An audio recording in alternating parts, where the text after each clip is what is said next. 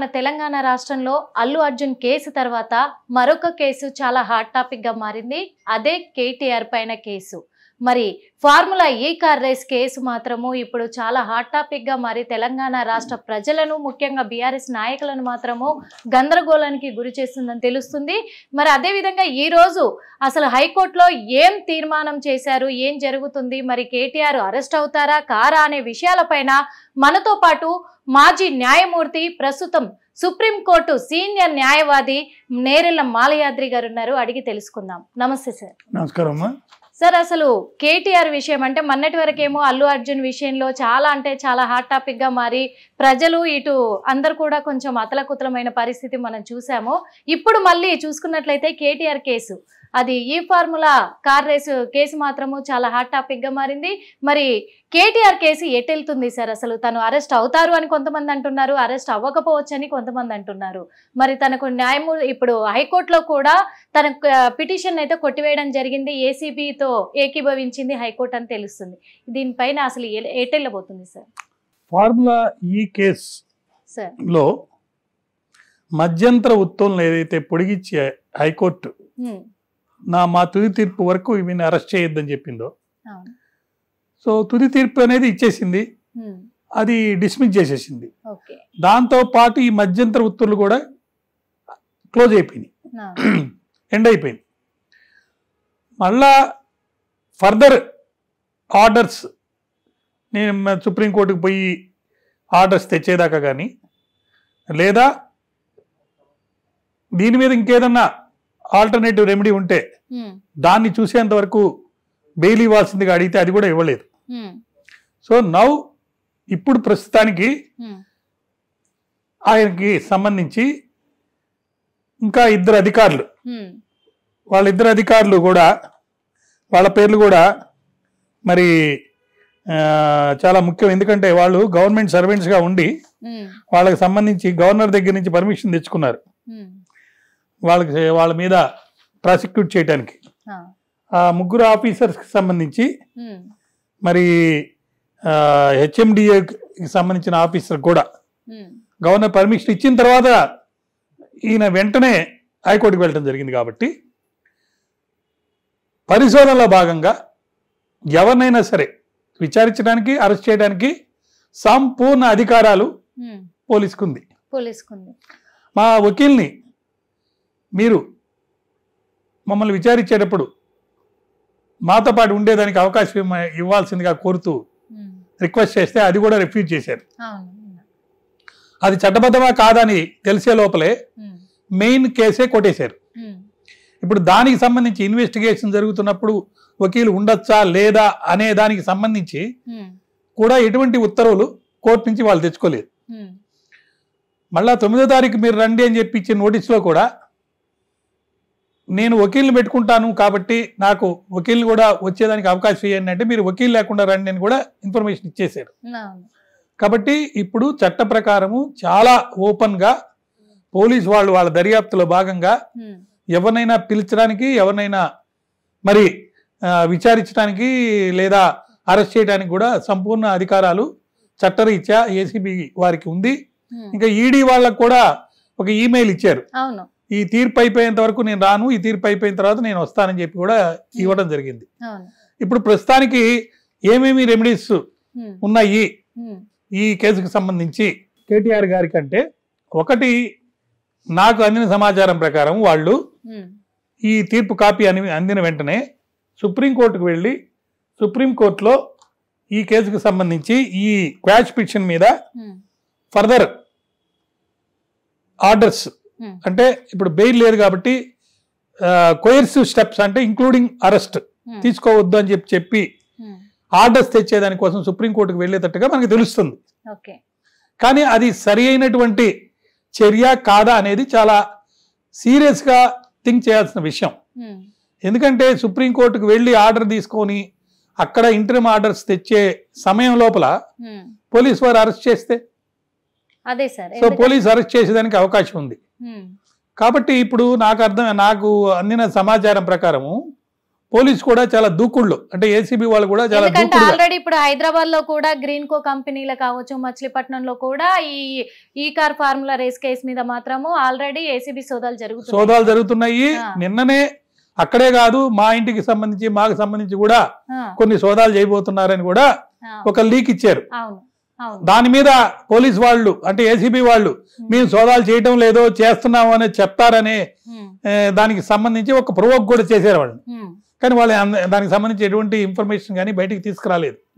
కాబట్టి పోలీస్ వాళ్ళు వాళ్ళ యొక్క పరిశోధన భాగంలో భాగంగా వాళ్ళు తీసుకునే చర్యలు చాలా దూకుడుగా తీసుకునే అవకాశం, పరిస్థితి, అవసరం అయితే ఉంది. కానీ ఈ మధ్య సుప్రీంకోర్టు ఇచ్చిన 2 తీర్పులు చాలా ముఖ్యమైనవి. ఒక తీర్పులో ఏం చెప్పారంటే, ఏదైతే క్వాష్ పిటిషన్ ఉందో, క్వాష్ పిటిషన్ అనేది ఎక్సెప్షనల్ సర్కమ్స్టాన్సెస్ లో 482 సెక్షన్ కింద మరి మీరు వస్తారు కాబట్టి, లేదా 226 గారు 226 దీని కింద వస్తారు కాబట్టి మీకు ఎటువంటి బెయిల్ క్వాష్ పిటిషన్స్ లో ఇచ్చేదానికి అవకాశం లేదు అని చెప్పి ఒక తీర్పు ఇచ్చారు. కాబట్టి క్వాష్ పిటిషన్స్ అప్పుడు బెయిల్స్ అనేది సుప్రీంకోర్టు వాళ్ళు ఇవ్వటం లేదు. కానీ మరొక తీర్పు, ఆ తీర్పు బేస్ చేసుకునే పుష్ప 2లో ఇంటరిమ్ బెయిల్ కూడా ఆయనకి అదే రోజు ఇవ్వడం జరిగింది. ఆ తీర్పులో ఏమన్నారంటే, మీ దగ్గరికి రాజ్యాంగంలోని ఒక అధికారాన్ని ఉల్లంఘించి మరి పని జరుగుతుంది, క్వాష్ చేయండి అని వాళ్ళు వచ్చినప్పుడు ఈ ఉల్లంఘనని వాళ్ళు జరుపుతూ అరెస్టులు కూడా చేయబోతున్నారు, అరెస్ట్ చేస్తే మా ప్రాథమిక హక్కు భంగం కలుగుతుందని చెప్పి వచ్చినప్పుడు మీరు ఆలస్యం చేస్తే కుదరదు కాబట్టి త్వరితగతిన తీర్పు ఇవ్వండి, ఈ తీర్పు వచ్చే లోపల ఇంటరిమ్ ఆర్డర్స్ కూడా మీరు ఇవ్వాలి, ఇవ్వకపోతే చెల్లదు, వాళ్ళకి అన్యాయం జరిగిపోతుంది అని చెప్పి ఒక తీర్పు ఇస్తే, ఆ తీర్పులో భాగంగా దాన్ని బేస్ చేసుకొని పుష్ప 2లో కూడా ఆర్డర్స్ ఇవ్వడం జరిగింది. అదే తీర్పులో ఇచ్చినటువంటి సూత్రం ఆధారంగానే కేటీఆర్ గారికి కూడా తుది తీర్పించేంత వరకు మీకు ఎటువంటి అరెస్ట్ చేయొద్దని చెప్పి తీర్పు ఇవ్వడం జరిగింది. కాబట్టి 2 కేసుల్లో మనకు తెలిసిన అర్థం ఏంటంటే, ఎవరైనా కానీ క్వాష్ పిటిషన్స్ లో గనక బెయిల్కి వస్తే బెయిల్ ఇవ్వకూడదు, ఇంటరిమ్ ఆర్డర్స్ మాత్రమే ఇవ్వాలి. ఆ ఇంటరిమ్ ఆర్డర్స్ కూడా ఎలా ఇవ్వాలి, సహేతుకంగా ఉండాలి. మెయిన్ క్వాష్ పిటిషన్ లో కనుక డిలే జరిగేటట్టుంటే, రాజ్యాంగంలో ఉన్న అధికరణని ఉల్లంఘన చేసే పరిస్థితి కనుక ఉంటే ఇంటరిమ్ బెయిల్ కానీ ఇంటరిమ్ ఆర్డర్స్ కానీ ఇవ్వచ్చు అని అంది. మరి సుప్రీంకోర్టుకు వెళ్ళినప్పుడు సుప్రీంకోర్టులో కనుక ఇంటరిమ్ ఆర్డర్స్ కనుక ఇవ్వకపోతే, లేదా సుప్రీంకోర్టుకి వెళ్ళి ఇంటరిమ్ ఆర్డర్స్ తెచ్చే లోపల కానీ ఆయన అరెస్ట్ చేసే అవకాశం ఉంది. కాబట్టి న్యాయ నిపుణులు కూడా ఎక్కువ మంది కేవలం సుప్రీంకోర్టు పోయి ఆర్డర్స్ తీసుకొచ్చడమే కాదు, ఇంకేదైనా అదర్ ఆల్టర్నేటివ్ రెమెడీస్ ని వాడుకొని ఆయన అరెస్ట్ కాకుండా చూసుకునే అవకాశం ఉన్నది అని చెప్పి అనుకుంటున్నారు. అదే సార్, ఎందుకంటే ఇప్పటికీ కూడా మరి సుప్రీం కోర్టులో కూడా నేను వెళ్తాను అని చెప్పేసి కేటీఆర్ కూడా చెప్పడం జరిగింది. మరి ఏ క్షణమైనా అరెస్ట్ కావచ్చు అంటున్నారు. ఇప్పుడు హైకోర్టు కూడా తీర్పునిచ్చేసింది, ఎందుకంటే ఆయన పిటిషన్ కొట్టేస్తూ కూడా ఇప్పుడు అందుకే తను ఈడీ వాళ్ళ దగ్గర కోరిన ఇబ్బంది కూడా కోరినట్టుగానే హైకోర్టు తీర్పు వచ్చేంత వరకు ఆగారు. కాబట్టి ఒకవేళ అరెస్ట్ అయితే తను ఎలాంటి శిక్షకు అర్హుడు అంటారు? 2 పాయింట్లు ఇక్కడ. అరెస్ట్ కాకుండా సుప్రీంకోర్టు నుంచి ఉత్తర్వులు తీసుకునే లోపల కొన్ని చర్యలు ఉంటాయి. అలాంటి ఏమైనా చేస్తారేమో మనం వెయిట్ చేసి చూడాలి. అలాంటి ఏంటి అని అడిగితే దానికి సంబంధించి మనం చర్చించుకోవచ్చు. ఏ చర్యలు తీసుకుంటే ఇప్పుడు ఆయన అరెస్ట్ కాకుండా తప్పించుకోవాలి అనేది కూడా ఒక చర్చ, అది కూడా చేద్దాం. దాంతో భాగంగానే ఆ ఇతర ఆల్టర్నేటివ్ రెమెడీస్ కింద ఆయన మరి అరెస్ట్ కాకుండా తీసుకోవడమే కాకుండా ఒకవేళ అరెస్ట్ అయితే కాన్సిక్వెన్సెస్ ఏంటి అనేది కూడా 2వ భాగం. మొట్టమొదటి భాగం ఏంటంటే సుప్రీంకోర్టుకి వెళ్ళి ఇంటరిమ్ ఆర్డర్స్ తెచ్చుకొని ఈ హైకోర్టు ఇచ్చిన తీర్పు తప్పని చెప్పి అక్కడ క్వశ్చన్ చేస్తూ అడగటం. ఆ లోపలే తన అరెస్ట్ కాకుండా తీసుకోవాల్సిన చర్యలు మరి ఎలా ఉంటాయి? ఆ చర్యలు అంటే జనరల్ గా మరి ఒక న్యాయమూర్తిగా అనుకోండి, వకీలుగా అనుకోండి, ఎట్లయినా కానివ్వండి, వాళ్ళ సిస్టర్ కవిత విషయంలో కూడా నేను ఐ డ్రీమ్స్ లో అటువంటి వాటిలో చెప్పినటువంటి కొన్ని సూత్రాలను బేస్ చేసుకొని, కొన్ని ప్రిన్సిపల్స్, కొన్ని యాక్షన్స్ బేస్ చేసుకొని కూడా దాన్ని ఫాలో అయ్యి అక్కడ అని చెప్పడం కూడా జరిగింది. దానికి సంబంధించి వాళ్ళు యాక్ట్ తీసుకున్నారు. ఇప్పుడు కూడా ఇమీడియట్ గా నేను అనుకోవటం లేకపోతే నాకున్న పరిధిలో సుప్రీం కోర్టుకి వెళ్ళి బెయిల్ తీసుకొచ్చే లోపల హైకోర్టులో కూడా మేము బెయిల్ ఇచ్చే అవకాశం లేదు, ఇవ్వమని చెప్పేశారు కాబట్టి మరి కింద కోర్టులో అంటే రెగ్యులర్ కోర్టు అంటారు దాన్ని, అంటే ఏసీబీ కేసు జిల్లా కోర్టులో పెడతారు. ఇప్పుడు ఎఫ్ఐఆర్ రిజిస్టర్ అయిపోతే దాని కాపీ ఏసీబీ కోర్టులో ఉంటుంది. కాబట్టి కింద కోర్టులో 437 కింద కానీ 8 కింద కానీ రెగ్యులర్ బెయిల్ అనేది వేయచ్చు. ఆ రెగ్యులర్ బెయిల్ సైమల్టేనియస్ గా జిల్లా కోర్టులో వేయచ్చు, హైకోర్టులో వేయచ్చు. రెగ్యులర్ బెయిల్ వేసినప్పుడు దాని యొక్క పరిధి వేరు, దాంట్లో తీసుకునే కన్సిడరేషన్స్ వేరు. రాజ్యాంగ ఉల్లంఘన జరిగిందని చెప్పినప్పుడు హైకోర్టులో క్రాష్ వేయటం వేరు, దానికి సంబంధించి పిటిషన్ కొట్టేశారు కాబట్టి ఇప్పుడు రెగ్యులర్ బెయిల్ కింద అంటే ఉదాహరణకి మన పుష్ప 2 కేసులో కూడా ఇంటరిమ్ బెయిల్ అనేది ఉన్నంగా రెగ్యులర్ బెయిల్ వెళ్ళి తెచ్చుకున్నాడు.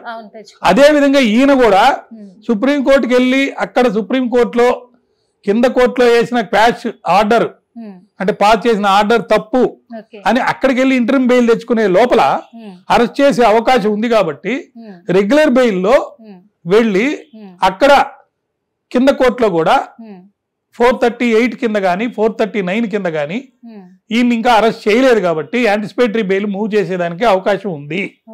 అది కనుక చేస్తే రెగ్యులర్ కోర్టు అంటే జిల్లా కోర్టులో లేదా హైకోర్టులో రెగ్యులర్ సైడ్ అప్లై చేసి క్వాష్ కింద కాకుండా అక్కడ కూడా ఇంటరిమ్ బెయిల్ కానీ రెగ్యులర్ బెయిల్ కానీ వెళ్ళి అడిగే అవకాశం ఉంది. అలాంటిది చంద్రబాబు నాయుడు గారి అరెస్ట్లో కూడా అప్పుడు వచ్చిన ఆయన సీనియర్ కౌన్సిల్ రెగ్యులర్ బెయిల్ వేయకుండా ఆయన్ని అరెస్ట్ జరిగి లోపలికి పంపించి 53 రోజులు పెట్టే పరిస్థితి జరిగినప్పుడు అది తప్పు. కేవలం క్వాష్కి వెళ్ళి క్వాష్ పిటిషన్ మీద ఆధారపడి అరెస్టే ఇల్లీగల్, రిమాండ్ ఇల్లీగల్ అని చెప్పి ఆర్గ్యూ చేస్తూ కాలయాపన చేస్తే మనిషి లోపల ఉండిపోతాడు. ఒక లీడర్గా భవిష్యత్తు ఉన్న వ్యక్తిగా ఆయన అరెస్ట్ అయ్యి లోపలికి పోకుండా ఉండాలంటే అరెస్ట్ ఇల్లీగలు, రిమాండ్ ఇల్లీగలు, కేసులో అసలు ఇంగ్రీడియంట్సే లేవు, కేవలం పర్మిషన్లు అనేవి తీసుకోకుండా డబ్బులు ఇచ్చేంత మాత్రాన అది క్రిమినల్ బ్రీచ్ ఆఫ్ ట్రస్ట్ కాదు, ఏ ట్రస్ట్ ఉల్లంఘన జరగలేదు, నాకు ఎటువంటి డబ్బు అందలేదు, నాకు చేతికి డబ్బు అందనప్పుడు ఆ పంపించిన సుమారు 54,88 రూపాయలు ఒకటి ఏదైతే ట్రాన్స్ఫర్ చేశారో ఆ అమౌంట్ కానీ మరొక అమౌంట్ 8.3 lakhs ఆర్ సో దాన్ని ఆదాయ పన్ను కింద ట్యాక్స్ పే చేయడం కానీ ఈ 2 పేమెంట్స్ అనేవి అఫీషియల్ గా బ్యాంకుల ద్వారా కన్సర్న్ కి ట్రాన్స్ఫర్ అయింది. కాబట్టి నా చేతికి ఏం అందలేదు. ఫార్ములా ఈ రేస్ నిర్వహణ ఎవరి ప్రయోజనం కేసును చేపట్టారు అని అంటే హైదరాబాద్ కోసమా అంటే హైదరాబాద్ కోసం అని వాళ్ళు వాదిస్తున్నారు. సొమ్ము ఎక్కడికి వెళ్ళింది, మళ్ళీ వెనక్కి వచ్చిందా, పిటిషనర్ కి చేరిందా అనేది దర్యాప్తులో తేలాల్సిన విషయం ఉంది. దానికి సంబంధించి ఎటువంటి ఎవిడెన్స్ ఇప్పుడు దాకా వాళ్ళు క్రియేట్ చేయడం కానీ లేకపోతే పరిశోధనలో పట్టుకోవడం కానీ జరగలేదు. కాబట్టి నన్ను అరెస్ట్ చేయడానికి లేదు, నాది తప్పు లేదు అని చెప్పి ఆయన వాదిస్తున్నాడు. కానీ ఈ డబ్బు అనేది ఎలక్షన్ కమిషన్ పర్మిషన్ లేకుండా ట్రాన్స్ఫర్ అయింది. అదే విధంగా హెచ్ఎండిఏ నుంచి కట్టారు, హెచ్ఎండిఏకి సంబంధమే లేదు. ఇది కట్టాల్సింది ఒక ప్రైవేట్ పార్టీ కట్టాలి. ఆ ప్రైవేట్ పార్టీ కట్టకుండా మరి ఆ ప్రైవేట్ పార్టీ నుంచి కాకుండా డైరెక్ట్ గా మరి వీళ్ళే ఆ పేమెంట్ చేశారు హెచ్ఎండిఏ వాళ్ళు. హెచ్ఎండిఏకి పే చేసే అధికారం లేదు, ఎఫ్ఈఓ కట్టింది. ఇది ఎఫ్ఈఓకి ఎలా కడతారు, ఇది ట్రైపార్సియేట్ అగ్రిమెంట్ లో హెచ్ఎండిఏ పార్టీ కాదు.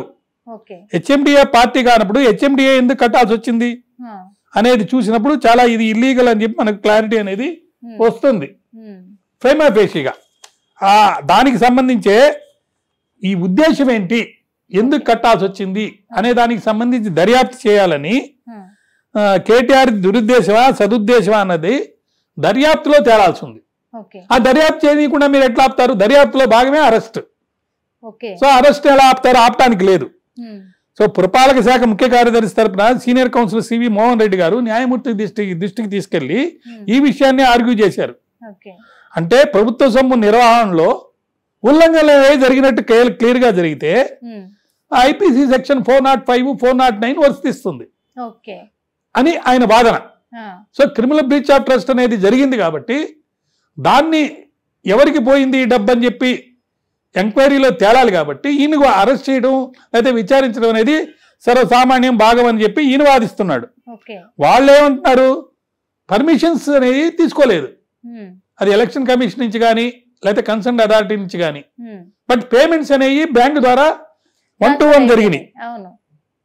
మరి అటువంటప్పుడు ప్రమోటర్ అయిన ఎస్ నెక్స్జెన్ ప్రైవేట్ లిమిటెడ్ అనే కంపెనీ కట్టాలి డబ్బు. దాని బదులుగా హెచ్ఎండిఏ కట్టింది. కాబట్టి ఆ కంపెనీ బెనిఫిట్ పొందింది కదా.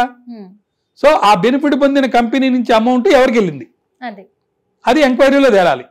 ఆ ఎంక్వైరీలో తేలేంత వరకు మరి పరిశోధనలో చేసుకునే పవరు, డ్యూటీ, అవకాశం ఏసీబీకి ఉంది. సో ఏసీబీలో భాగంగా 9వ తారీఖు రమ్మన్నారు.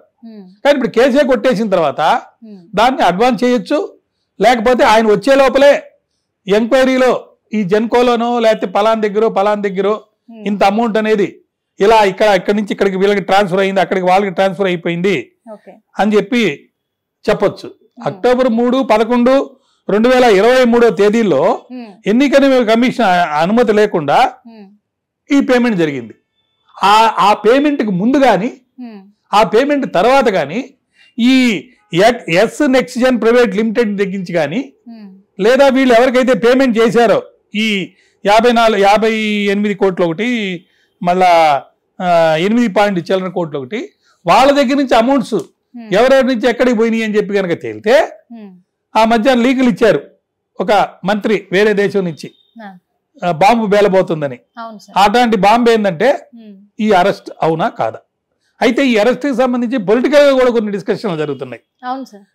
నెంబర్ 1, ఈ అరెస్ట్ జరిగితే సింపతి వాళ్ళకి పెరిగి ఆ సింపతి ద్వారా రేపు రాబోయే ఎలక్షన్స్ లో అంటే ఈ మున్సిపల్ ఆ ఎలక్షన్స్ లో మాకేమైనా ఎఫెక్ట్ అవుతుందా అనేది చూస్తున్నారు. 1. 2, ఈ మధ్య అంటే నిన్న అది ఓపెనింగ్ అప్పుడు మాకు ఈ మజ్లిస్ వాళ్ళకి సహకారం ఉంటుందని కూడా చెప్పారు. అంటే స్ట్రాంగ్ అవుతున్నారు. కాబట్టి ముస్లిమ్స్ పార్టీలు, బీజేపీ, కాంగ్రెస్ పార్టీ ఏకమయ్యి ఎలక్షన్స్ లో రాబోతుంది కాబట్టి స్ట్రాంగ్ అవుతున్నారు. కాబట్టి ఈ అరెస్ట్ వల్ల మాకేం ఎఫెక్ట్ లేదు, ఉండదు అనేది 2వ పాయింట్. 1, అరెస్ట్ వల్ల సింపతి వస్తుందా లేదా. 2, అరెస్ట్ వల్ల మాకే ఇబ్బంది లేదు, మేము మజ్లిస్ తో కలిసి ఉన్నాము, ఇతర పార్టీలతో మాకు సంబంధం ఉంది, సపోర్ట్ వచ్చింది అనేది. 3వది అతి ముఖ్యమైన పాయింట్ ఏంటంటే గతంలో కూడా చాలా సందర్భాల్లో అనేక సందర్భాల్లో నేను చెప్పాను, ఇప్పుడు మెయిన్ టార్గెట్ చట్ట పరిధిలో చట్ట ప్రకారమే చట్టంలోకి లోబడే మేము అన్ని చేస్తున్నాము అని కాంగ్రెస్ వాళ్ళు చూపించేదానికి భాగంగా గవర్నర్ పర్మిషన్ తీసుకున్నారు. హైకోర్టుకి వెళ్తుంటే హైకోర్టుకు పోనిచ్చారు. హైకోర్టులో ఆర్డర్ ఉన్నంతసేపు అరెస్ట్ చేయలేదు.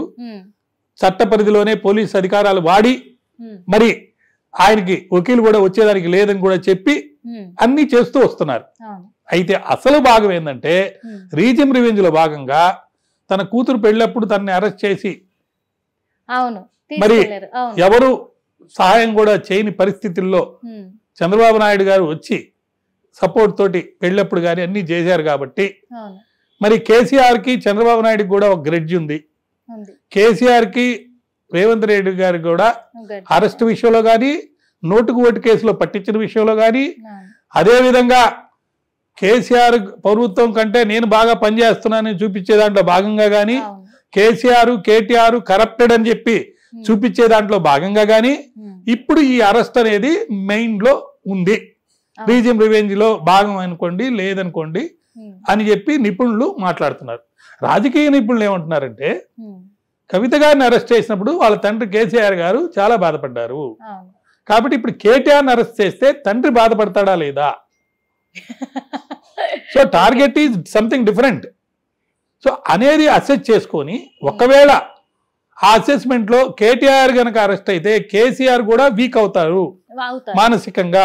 ఇప్పుడు ఎక్కడో ఫామ్ హౌస్ లో ఇది పట్టించుకోకుండా ఉన్న ఆయన బయటకు వస్తాడా లేదా, ఈ అల్లరికి ఈ ఇబ్బందికి ఏం జరుగుతుంది. ఇది ఒక కక్షపూరితంగా జరుగుతున్న కుట్రలాగే కనిపిస్తుంటది. మరి కక్షపూరితం అవునా కాదా అనేది లోపల ఏం జరుగుతుంది అనేది ఎవరు బయటికి చెప్పలేరు. ఇది ఇంటర్నల్ గా పొలిటికల్ గా జరిగే ఇష్యూస్.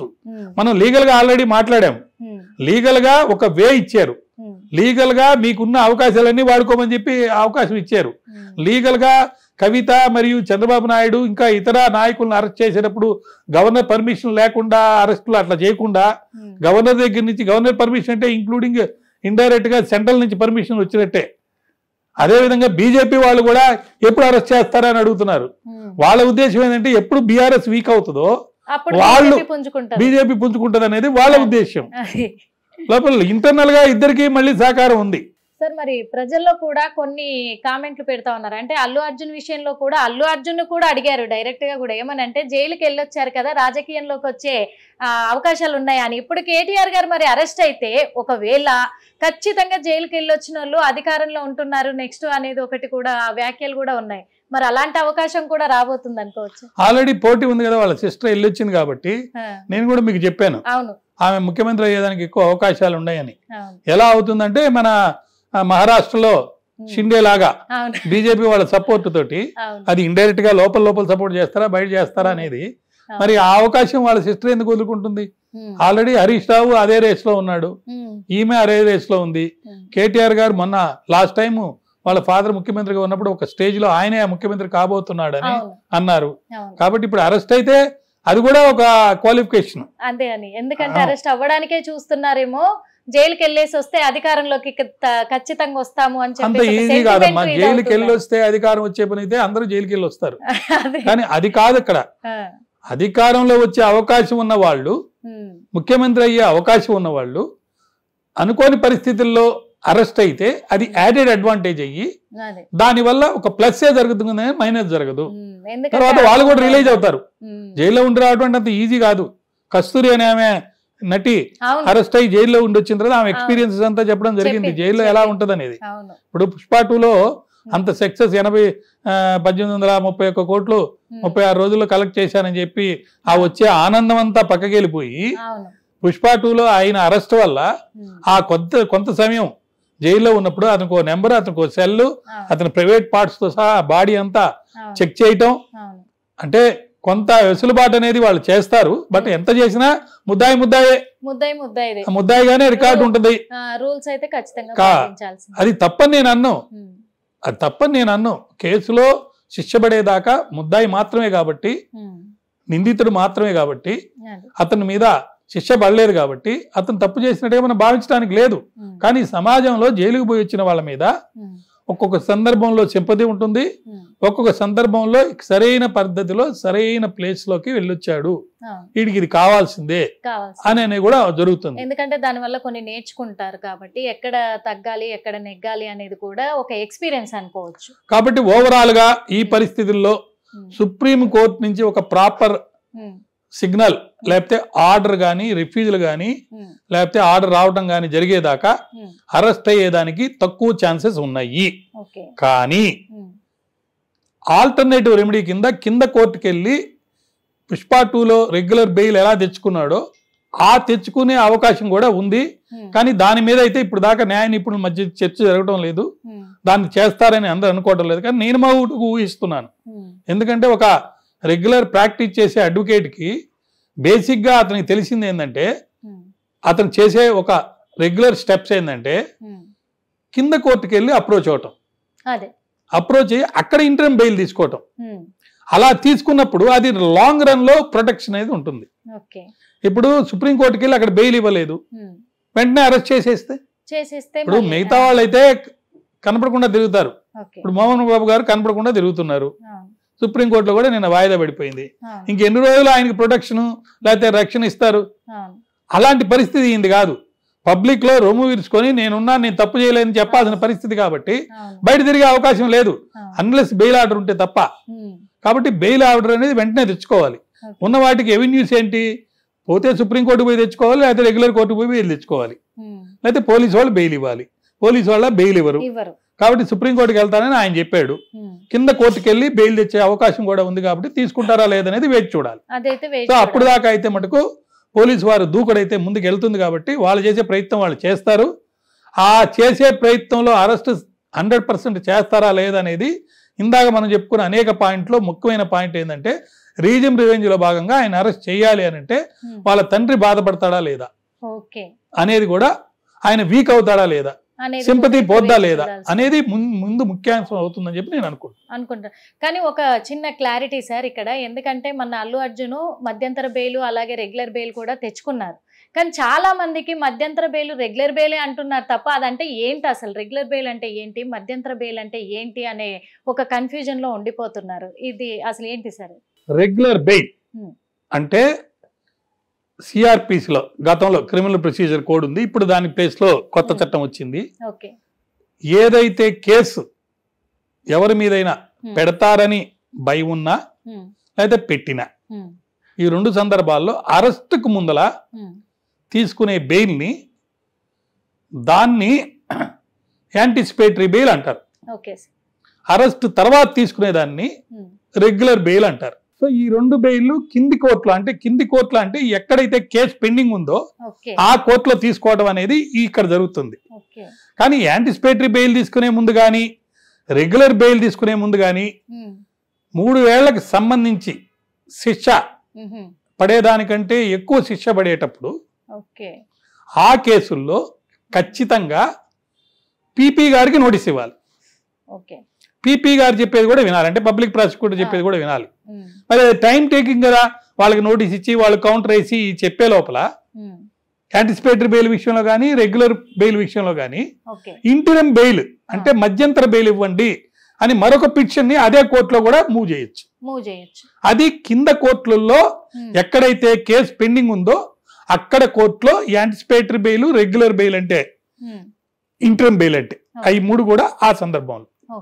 ఇది కాకుండా హైకోర్టు సుప్రీంకోర్టులకు వెళ్ళి రాజ్యాంగంలో రాసుకున్నటువంటి హక్కులు ఉల్లంఘన అవుతున్నాయి, లేదా వాళ్ళు పెట్టిన కేసులో అసలు బ్యాంక్ అకౌంట్ లేకుండానే చెక్ అనేది ఉండదు కదా, అదేవిధంగా వాళ్ళు పెట్టిన కేసులో ఏ అయితే నేరాలు మోపడ్డారో ఆ నేరాలకు సంబంధించిన ఒక్క విషయం కూడా లేకుండానే తప్పుడు అబద్ధపు కేసులు పెట్టారని చెప్పి హయ్యర్ కోర్ట్స్ కి అంటే హైకోర్టు కానీ సుప్రీంకోర్టు కానీ అటు 482 కింద హైకోర్టు కానీ 226, 227 కింద కానీ లేదా సుప్రీంకోర్టులో ఆర్టికల్ 32 కింద కానీ లేదా 141 కింద కానీ స్పెషల్ లీవ్ కింద కానీ అక్కడికి వెళ్ళినప్పుడు అక్కడ క్వశ్చన్ చేసేది ఏంటంటే క్యాష్ చేయమని అడుగుతారు. అసలు కేసే తీసేయండి, బెయిల్ కాదు, క్యాషే తీసేయమని అడుగుతారు. ఆ క్యాషే తీసేయమని అడిగినప్పుడు మమ్మల్ని అరెస్ట్ చేయబోతున్నారు, మీరు తీర్పిచ్చే లోపల మమ్మల్ని అరెస్ట్ చేస్తే మా హక్కులు భంగం అవుతాయి అని అక్కడ కూడా ఇంటరిమ్ ఆర్డర్స్ అడుగుతారు. ఆ ఇంటరిమ్ ఆర్డర్స్ 2 రకాలు. ఒకటేంటంటే ఈ తీర్పు వచ్చేంత వరకు కొయర్సివ్ స్టెప్స్ అంటే అరెస్ట్ లాంటి చెయ్యొద్దు అని అక్కడ అడుగుతారు. ఒకవేళ అరెస్ట్ అయితే పుష్ప 2లో అరెస్ట్ అయ్యారు, అరెస్ట్ అయితే బెయిల్ ఇవ్వమని కూడా అడుగుతారు. అర్థమైందా? సో అక్కడ అడిగేది ఇంటరిమ్ బెయిల్, అక్కడ అడిగేది ఇంటరిమ్ ప్రొటెక్షన్ ఆర్డర్. ఆ ఇంటరిమ్ ప్రొటెక్షన్, ఆ మధ్యంతర బెయిల్ కానీ ఆ మధ్యంతర ప్రొటెక్షన్ ఆర్డర్ కానీ అవి డిఫరెంట్, వాటికి వీటికి సంబంధం లేదు. అది టెంపరీగా కొన్ని రోజులు మాత్రమే ఇస్తారు. అక్కడ కింద కోర్టులో కూడా ఇంటరిమ్ బెయిల్ అంటే మధ్యంతర బెయిల్ కొన్ని రోజుల వరకు ఇస్తారు. మెయిన్ బెయిల్ అప్లికేషన్ పెండింగ్ ఉన్నంత కాలం లేదా మెయిన్ బెయిల్ అప్లికేషన్ డిస్పోజల్ అయిన తర్వాత మళ్ళీ పై కోర్టుకి వెళ్ళి పై కోర్టులో ఏదైనా ఉత్తర్వులు తెచ్చుకునే ముందల గానీ బెయిల్ అడిగే అవకాశం ఉంది. సో దాన్ని మధ్యంతర బెయిల్ అంటారు. మరి లంచ్ మోషన్ పిటిషన్ అంటే ఏంటి సార్? లంచ్ మోషన్ పిటిషన్ అంటే పోలీస్ వారు ఎప్పుడు ఎవరిని ఎందుకు అరెస్ట్ చేస్తారో తెలియదు కదా. ఉదయం 10:30 కల్లా మీ యొక్క అభ్యంతరాలు కానీ పిటిషన్స్ కానీ మీరు ఇవ్వాలి కోర్టులో, అంతే కదా. అట్లే ఇక్కడ కూడా అంటే కింద కోర్టుల్లో కూడా ఏదైనా అప్లికేషన్స్ కానీ ఏదైనా పిటిషన్స్ కానీ ఇవ్వాలంటే మార్నింగ్ 10:30 to 12 మధ్యలో ఇవ్వాలి. సపోజ్ 12 తర్వాత అరెస్ట్ చేయడానికి వచ్చారు, అప్పుడు ఏం చేయాలి? అర్జెంటుగా అరెస్ట్ చేయబోతున్నారు లేకపోతే చేశారు, ఇప్పుడు నోటీసులు ఇచ్చి ఆయన పోలీస్ స్టేషన్ తీసుకెళ్లారు, నోటీస్ పిలిచారు, వెళ్ళాడు పుష్ప 2లో. అది ఎప్పుడు జరిగింది? కోర్టు టైమింగ్స్ అయిపోయిన తర్వాత జరిగింది. అప్పుడు ఏం చేయాలి? లంచ్ మోషన్ అని చెప్పి ఒక మోషన్ మూవ్ చేయటం అన్నమాట, ఒక రిక్వెస్ట్ చేయడం కోర్టుకి, అయ్యా ఈ పరిస్థితుల్లో మామూలు నార్మల్ రూల్స్ ప్రకారం ఉదయాన్నే మేము 10:30 కల్లా మీ దగ్గర సమర్పించాల్సినటువంటి కాగితాలు మేము పెట్టలేదు, ఎందుకంటే మాకు అప్పుడు తెలియదు. తర్వాత ఆయన్ని నోటీస్ ఇవ్వడం కానీ అరెస్ట్ చేయడం కానీ జరిగింది.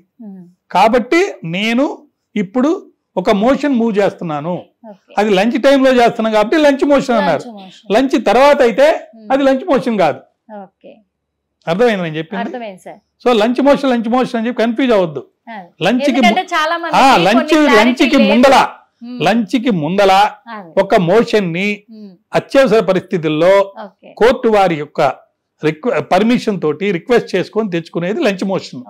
లంచ్ తర్వాత చేసే రిక్వెస్ట్ లంచ్ మోషన్ కాదు. చూసారు కదా మరి ఇప్పటి వరకు అయితే. ఎందుకంటే కేటీఆర్ కేసులో చాలా మలుపులు తిరుగుతుంది, చాలా అంటే చాలా హాట్ టాపిక్ గా మారి మాత్రము ఇప్పుడు జనాలు కూడా అయోమయ పరిస్థితుల్లో ఉన్నారు. అంతేకాకుండా తను సుప్రీం కోర్టు నుంచి మరి తీర్పు రాకముందే మళ్ళీ ఎలాంటి క్షణంలోనైనా కేటీఆర్ ని అరెస్ట్ చేసే అవకాశాలు ఉన్నాయి. కాబట్టి అక్కడ తను అరెస్ట్ కాకుండా ఉండాలి, సుప్రీంకోర్టు తీర్పు వచ్చేంత వరకు అరెస్ట్ కాకుండా ఉండాలి అంటే కూడా తనకు కొన్ని అవకాశాలు ఉన్నాయి. ఎలాంటి అవకాశాలు అంటే కింద కోర్టులో కూడా మళ్ళీ తను పిటిషన్ వేసుకోవచ్చు.